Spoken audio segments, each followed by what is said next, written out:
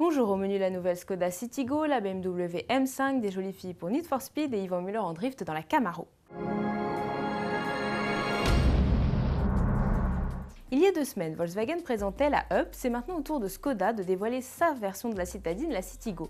Car si on parle bien ici d'un nouveau modèle dans la gamme tchèque, la parenté avec la Up est criante. Normal quand on connaît la politique transversale entre marques du groupe Volkswagen, le jeu des 7 différences fonctionne donc ici pleinement. La Citigo mesure 3,56 m de long contre 3,54 m pour la Up. L'allure générale est identique, la Citigo semble juste plus simplement dessinée que la petite Volkswagen. La Citigo reprend la calandre à lamelles de Skoda et affiche des bas de caisse un peu moins volumineux, des vitres arrière moins biseautées et un bouclier arrière beaucoup moins travaillé que la Up. Les feux arrière sont eux aussi légèrement différents, la Citigo adopte des optiques plus carrées. Sous le capot, les blocs sont identiques, le moteur 3 cylindres 1 litre est décliné avec 60 ou 75 chevaux. La grosse différence, c'est l'arrivée sur la Citigo d'une version 5 portes en 2012. Alors l'autre grosse différence se jouera elle dans les équipements et les tarifs. La Up est disponible à partir de 9 490 € mais totalement sous-équipée. La force de la Citigo pourrait venir d'un tarif inférieur mais avec des équipements en plus grand nombre.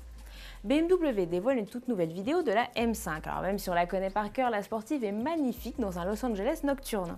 Ce film promo est l'occasion d'aborder une fonction inédite de la voiture, l'Active Sound Design. Le système audio reçoit directement les données de la gestion moteur, couple, vitesse, régime du V8 4 litres 4 biturbo, puis recrée dans l'habitacle le son du bloc comme si le conducteur avait la tête sous le capot. Le son prend plus ou moins d'intensité selon le mode de conduite adopté, Sport ou Sport Plus, suivant la réponse du moteur. BMW assure que les rugissements du bloc de 560 chevaux sont également répartis dans l'habitacle entre place avant et place arrière pour que les passagers en profitent pleinement.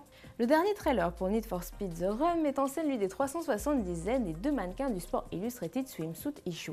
Chaque année, ce magazine de sport américain sort un numéro spécial avec des girls dénudées. Need for Speed en a recruté 2, Irina Shayk et Chrissy Teigen.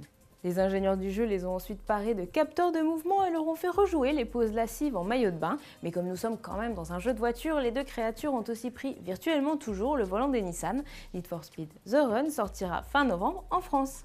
Allez, on termine ce JT avec Yvan Muller qui a troqué le temps d'une vidéo sa Chevrolet Cruze WTCC pour la nouvelle Camaro. Très élégant dans son costume sombre, au volant de la sportive à la livrée jaune, le champion du monde s'aventure sur le circuit de Navarra en Espagne. Au programme, du drift, du dérapage dans les bacs à sable et un petit drift final autour d'une jolie blonde.